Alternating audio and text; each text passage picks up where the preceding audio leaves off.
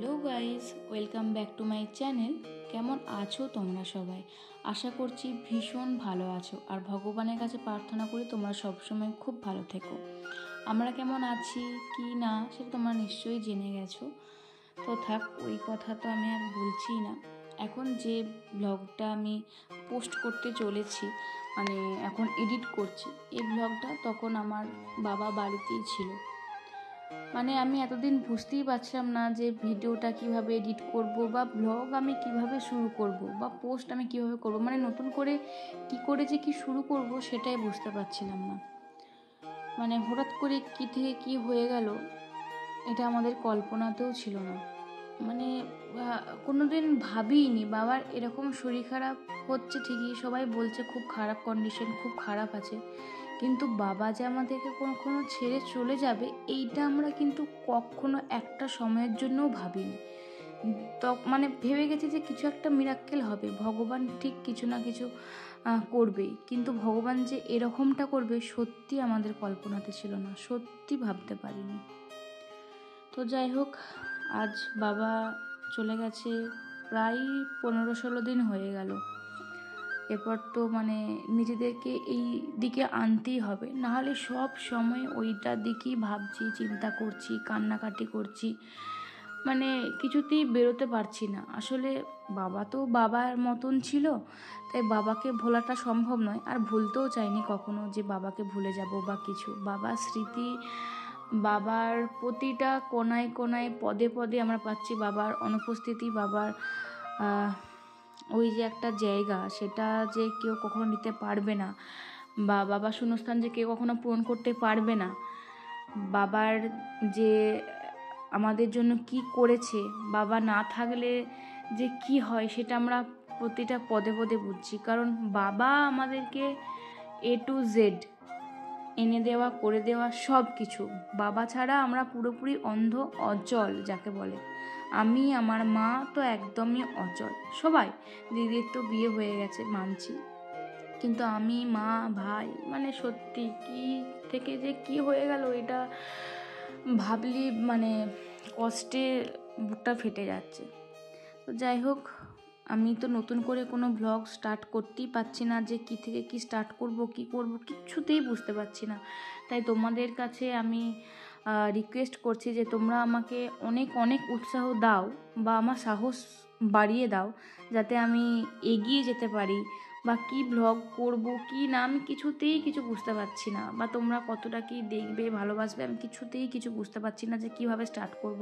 তাই তোমাদের একটা কমেন্ট আমাকে হয়তো অনেকটা এগিয়ে নিয়ে যেতে সাহায্য করবে। তাই তোমাদের কাছে রিকোয়েস্ট করছি, কিছু কমেন্ট এমন করো যাতে আমি মানে উৎসাহিত হই আর কি, এরকম মানে আমি যাতে সাহস পাই। তো যাই হোক, আমি পুরনো ভিডিও যেহেতু একটা আছে, তাই ভাবলাম এই ভিডিওটা দিয়ে আমি আমার ভিডিওটা, ব্লগটা আবার স্টার্ট করি। আমার বাবার বাড়িতে থাকা এটাই লাস্ট ভিডিও। আমরা সেদিনেও তো জানতাম না যে বাবার আজকে রাত থেকেই আবারও একটা জ্বর আসবে, সেটা থেকে অনেক বাড়াবাড়ি হয়ে যাবে। দিন বাবা মানে 10টা নয়, 9 তারিখে গেছিলো, তো 9 থেকে 25টা দিন, মানে 25 তারিখ পর্যন্ত বাবা লড়াই করবে, তারপর বাবা আমাদেরকে ছেড়ে চলে যাবে। কখনো ভাবিনি ভগবান যে বাবা সাথে আমাদেরকে দুদিনের জন্য দেখা করাতে নিয়েছিল, সত্যি আমি ভাবিনি কিচ্ছুতেই, কোনোটা আমরা ভাবিনি। আমরা আবারও আগের মতন হাসি খুশি হয়েছিলাম, ভেবেছিলাম যে সব কিছু আবার ঠিক হয়ে যাবে, বাবা কিছুদিনের রেস্টে থাকলে আবার সব কিছু ঠিক হয়ে যাবে। না, হলো না সেটা। ভগবান নিয়ে নিল আমার বাবাটাকে, শেষ পর্যন্ত বাঁচিয়ে রাখতে পারলো না। কি খুশি হলো, কি পেলো, কিছুই বুঝতে পারলাম না। এক নিমেষের মধ্যে সব কিছু ওলট পালট করে দিল, একটা মাসের মধ্যে সব কিছু শেষ করে দিল। 25শে মে আমার বাবা রাত্রেবেলা খেয়ে দিয়ে শুতে যায়, শুয়েও ছিল একটুখানি, তারপর থেকে বাবার পেটে যন্ত্রণা স্টার্ট হয়। আর 25শে জুন রাত্রি 9টার সময় আমার বাবা চলে যায় সবাইকে ছেড়ে দিয়ে। বাবার যে কতটা কষ্ট হয়েছে সেটা আমরা বুঝতেই পারছি, কারণ বাবা তো আমাদেরকে ছেড়ে কখনো থাকতেই পারেনি, থাকতে চায়ও নি। আমাদেরকে কতটা ভালোবাসে তোমরা নিশ্চয়ই জানো, আর আমরা বাবাকে কতটা ভালোবাসি, বাবা সাথে আমরা কতটা কিভাবে মিশি, যেটা মানে আমরাই জানি, আর আমাদের সাথে যারা থাকে আমাদের ফ্যামিলি মেম্বার তারা জানে যে আমাদের সম্পর্কটা একে অপরের সাথে কতটা গভীর আর কতটা ফ্রেন্ডলি। সেটা মানে যারা মিশেছে তারাই জানে। বলে না নজর ইজ রিয়েল, সত্যি তাই। হয়তো নজর টজর লেগে গেছে, জানি না। সবাই তো একটা কমেন্টই করেছিল ওই কটা দিন যে নজর বলে একটা কথা আছে, নজর বলে একটা কথা আছে। জানি না, হয়তো এটাই ভাগ্যে ছিল বাবার।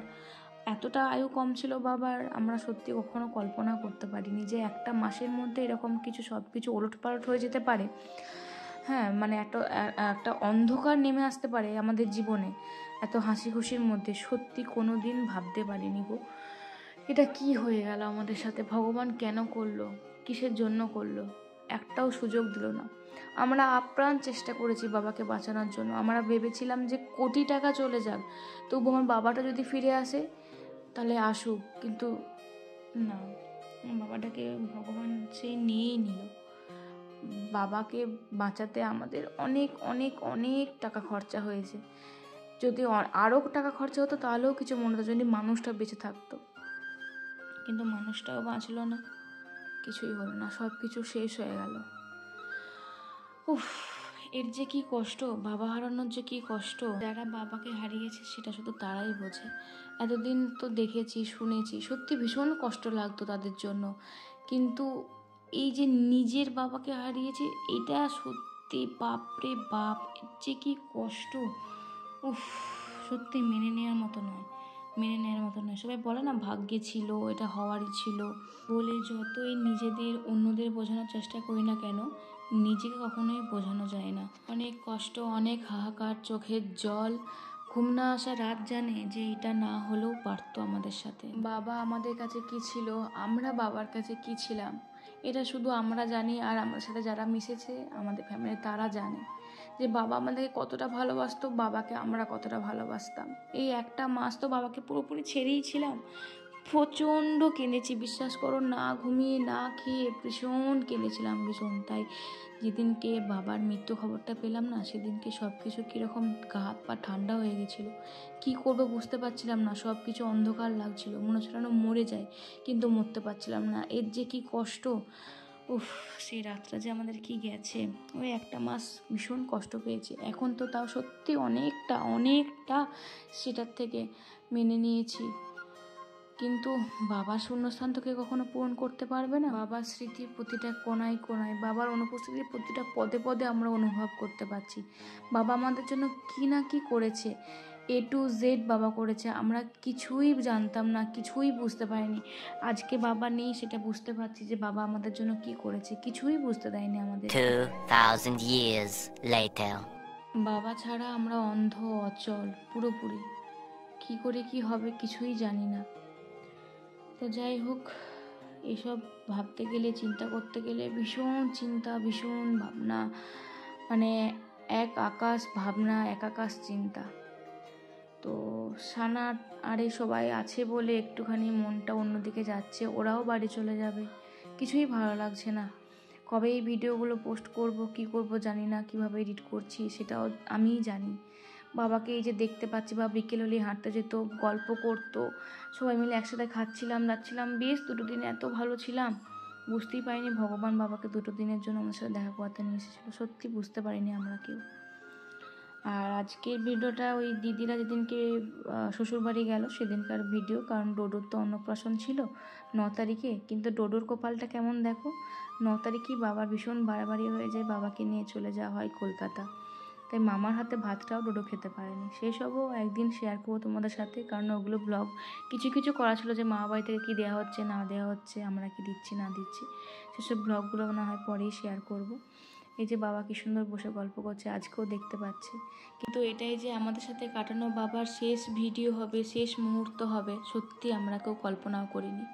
তো যাই হোক, আমি আর বেশি কিছু বলতে পারছি না এই ভিডিওটা আমি এখানেই শেষ করছি। তোমরা অন্তত জানিও যে কি ভিডিও, কোথা থেকে কি শুরু করব, কীরকম করব, তোমরা বললে আমার একটু ভালো লাগবে। আর আজকে ভিডিওটা কেমন লাগলো সেটা অবশ্যই কমেন্টে জানিও। ভালো লাগলে একটা লাইক, কমেন্ট, শেয়ার করে দিও। আর পেজটা প্লিজ ফলো করে দিয়ে পাশে থেকে। দেখা হচ্ছে পরের ব্লগে, বাই।